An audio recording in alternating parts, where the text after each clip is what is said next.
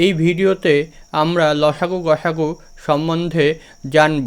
লসাগু কথার পুরো অর্থ হচ্ছে লঘিষ্ঠ সাধারণ গুণিতক এবং গসাগু কথার অর্থ হচ্ছে গরিষ্ঠ সাধারণ গুণনীয়ক। আগের ভিডিওতে আমি তোমাদের সাধারণ গুণনীয়ক ও সাধারণ গুণিতক নির্ণয় করা শিখিয়েছিলাম। তাহলে আমরা আগেই সাধারণ গুণনীয়ক ও গুণিতক নির্ণয় করা জানি। এবার লঘিষ্ঠ আর গরিষ্ঠ কি সেটি দেখব। লঘিষ্ঠ মানে হচ্ছে ছোট আর গরিষ্ঠ মানে হচ্ছে বড়। অর্থাৎ যদি আমরা সাধারণ গুণনীয়ক বের করি এবং তার মধ্যে বড় সংখ্যাটি নিই তাহলে সেটি হবে গসাগু। আর যদি সাধারণ গুণনীয়ক বের করে তার মধ্যে ছোট সংখ্যাটি নিই তাহলে সেটি হবে লসাগু। 3 ও 6, 3 ও 6-এর প্রথমে আমরা সাধারণ গুণিতক নির্ণয় করব।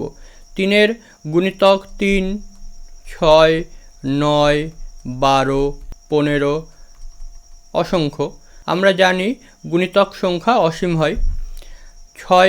6-এর গুণিতক হচ্ছে 6, 12, 18। তাহলে যদি আমরা 3 ও 6-এর দুটি সাধারণ গুণিতক লিখি তাহলে হবে 6 এবং 12, 6 এবং 12 এবং সবথেকে ছোট হচ্ছে 6। অর্থাৎ 3 ও 6-এর আমি যত সাধারণ গুণিতকই বের করি না কেন প্রথম যে সংখ্যাটি মিলে যাচ্ছে সেটি হচ্ছে 6। অর্থাৎ 6ই হচ্ছে সবথেকে ছোট সাধারণ গুণিতক। মানে 6ই হচ্ছে 3 এবং 6-এর লসাগু। কারণ আমরা দেখেছি যে লসাগু মানে হচ্ছে সবথেকে ছোট সাধারণ গুণিতক। আবার যদি আমরা 3 ও 6-এর গসাগু বের করতে যাই তাহলে কিভাবে করব। প্রথমে আমরা 3 ও 6-এর সাধারণ গুণনীয়ক নির্ণয় করব। আমি তোমাদের আগের ভিডিওতেই সাধারণ গুণনীয়ক গুণিতক নির্ণয় করা শিখিয়েছি।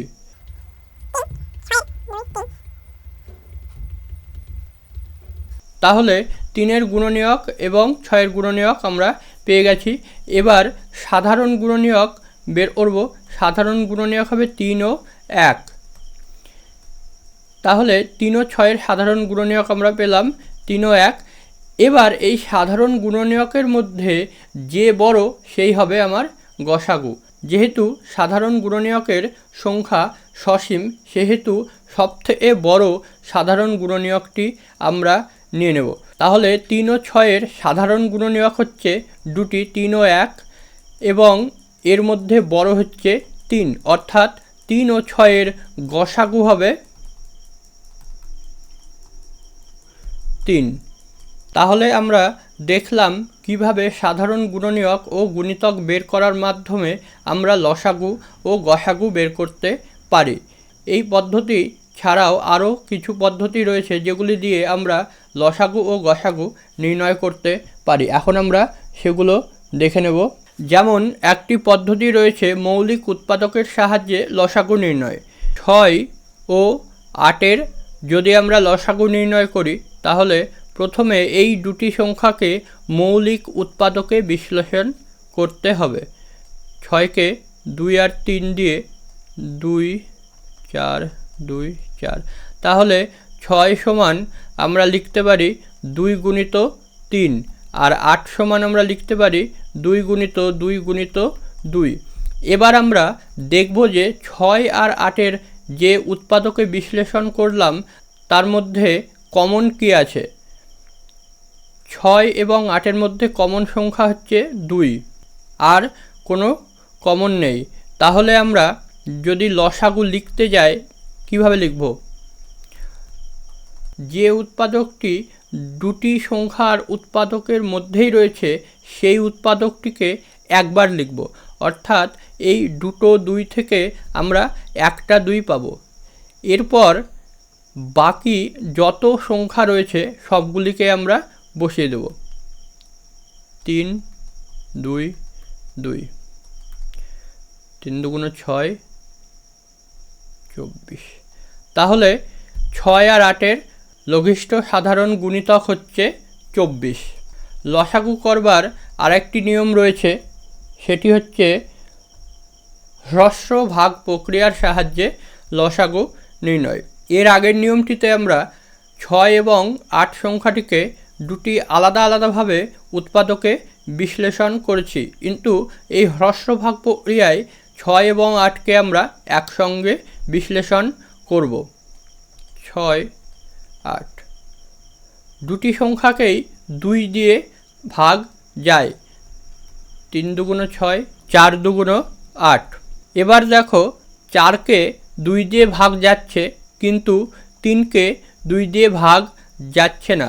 এইখানে তোমাদের মনে রাখতে হবে যে যখন আমরা লসাগু করব অবশ্যই কমপক্ষে দুটি সংখ্যাকে ভাগ যেতেই হবে, তবেই আমরা উৎপাদকে ভাঙতে পারবো। অর্থাৎ যদি একটি সংখ্যায় ভাগ যাচ্ছে কিন্তু আরেকটিকে ভাগ যাচ্ছে না, তাহলে আমরা সেই সংখ্যাটি দিয়ে বিশ্লেষণ করতে পারবো না। এখানে 4কে 2 দিয়ে যাচ্ছে, কিন্তু 3কে 2 দিয়ে যাচ্ছে না। এখানে 3কে 3 দিয়ে যাবে, কিন্তু 4কে 3 দিয়ে যাবে না। অর্থাৎ কোনো সংখ্যা দিয়েই আর আমরা বিশ্লেষণ করতে পারবো না। এবার তাহলে নির্ণেয় লসাগু হবে 2 গুণিত 3 গুণিত 4, 3 4 12, 12 দুগুণ 24। এবার আমরা গসাগু করার বাকি দুটি নিয়ম দেখে নেব। প্রথমে আমরা শিখেছিলাম যে সাধারণ গুণনীয়ক নির্ণয় করে কিভাবে গসাগু নির্ণয় করা যায়। এবার আমরা দেখব যে ভাগ প্রক্রিয়ার সাহায্যে কিভাবে গসাগু নির্ণয় করা যায়। 8, 6, 8 এবং 6-এর গসাগু বড় সংখ্যাটিকে ছোট সংখ্যাটি দিয়ে ভাগ। 6 এককে 6, ভাগশেষ থাকে 2, আবার ভাগ করব। এখানে 6 রয়েছে, এই 6টি ভাজকে যে সংখ্যাটি থাকবে সেই সংখ্যাটি ভাজ্যে চলে আসবে। 3 দুগুণ 6, তাহলে গসাগু হবে, অতএব নির্ণেয় গসাগু 2। ভাগ মিলে যাওয়ার পরে সবশেষে যে ভাজকটি থাকবে সেটিই হবে গসাগু। এর পরের নিয়মটি দেখব। এর পরের নিয়মটি হচ্ছে হ্রস্ব ভাগ প্রক্রিয়ায়। আমরা এর আগে হ্রস্ব ভাগ প্রক্রিয়ায় লসাগু নির্ণয় করেছি, একই রকমভাবে আমরা গসাগুও নির্ণয় করব। 6 আর 8-এর গসাগু হবে 2, 3, 4। আমরা লসাগু করার সময় সবগুলি সংখ্যার গুণফল নিয়েছি, অর্থাৎ 2, 3, 4 এই তিনটে সংখ্যাকেই গুণ করেছি, কিন্তু গসাগুতে শুধুমাত্র পাশের সংখ্যাগুলিকেই নেব, অর্থাৎ শুধুমাত্র 2কেই নেব। লসাগু গসাগু করার সময় তোমাদের আরও কিছু নিয়ম মনে রাখতে হবে। যেমন ধরো এবার 3টি সংখ্যা দেওয়া রয়েছে, 6, 8 এবং 4। এবার যদি আমরা লসাগু করি তাহলে দেখো 3টি সংখ্যাকেই 2 দিয়ে ভাগ যাচ্ছে। 3 দুগুণ 6, 4 দুগুণ 8, 2 দুগুণ 4। এবার 2 দিয়ে 3, 2, 1। এইখানে দেখো দুটি সংখ্যাকে যাচ্ছে, 4কে ভাগ যাচ্ছে 2 দিয়ে, আর 2কে ভাগ যাচ্ছে, কিন্তু 3কে যাচ্ছে না। তবুও আমরা 2 দিয়ে বিশ্লেষণ করেছি, কারণ হচ্ছে লসাগু করার সময় যদি দুটি সংখ্যাকে ভাগ যায় তাহলে আমরা বিশ্লেষণ করতে পারি, সবগুলো সংখ্যাকে যাবার প্রয়োজন পড়ে না। কিন্তু গসাগু করার সময় প্রত্যেকটি সংখ্যাকে ভাগ যেতেই হবে, না হলে আমরা বিশ্লেষণ করতে পারবো না। কীরকম? 6, 8 আর 4, 2, 3, 4, 2। এখানে গসাগু হবে 2, কারণ এরপর বিশ্লেষণ করতে গেলে 4 আর 2কে 2 দিয়ে ভাগ যাবে, কিন্তু 3কে ভাগ যাবে না, তাই আমরা এখানে আর বিশ্লেষণ করতে পারবো না। এবার দেখো মৌলিক সংখ্যার গসাগু ও লসাগু কি হয়। দুটি মৌলিক সংখ্যা 2, 3, এদের লসাগু ই হবে, আর দুটি মৌলিক সংখ্যা 2 ও 3 এদের গসাগু কি হবে।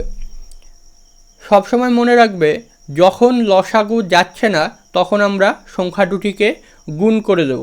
2 ও 3 উভয়কে কোনো সংখ্যা দিয়ে ভাগ যায় না, সেই জন্য যদি লসাগু হয় এদের লসাগু হবে এদের গুণফল। 2 ও 3, 2 গুণিত 3 6, আর গসাগু হবে 1। তাহলে তোমরা মনে রাখবে যে দুটি মৌলিক সংখ্যার লসাগু হবে সংখ্যা দুটির গুণফল। সংখ্যা দুটির গুণফল। আর দুটি মৌলিক সংখ্যার গসাগু হবে 1। এরপর তোমরা মনে রাখবে যে দুটি সংখ্যার গুণফল এবং দুটি সংখ্যার লসাগু ও গসাগুর গুণফল সমান হয়, অর্থাৎ লসাগু গুণিত গসাগু সমান সমান সংখ্যা দুটির গুণফল। 2 ও 4-এর আমরা যদি লসাগু বের করি তাহলে হবে 2 দুগুণ 4, আর যদি গসাগু হয় তাহলে হবে 2। তাহলে 4 গুণিত 2 সমান সমান সংখ্যা দুটি হচ্ছে 2 আর 4, 2 গুণিত 4। তাহলে লসাগু আর গসাগুর গুণফল হচ্ছে 8 এবং সংখ্যা দুটির গুণফল হচ্ছে 8। পরের ভিডিওতে আমরা ভগ্নাংশের যোগ, বিয়োগ, গুণ, ভাগ সম্বন্ধে জানব।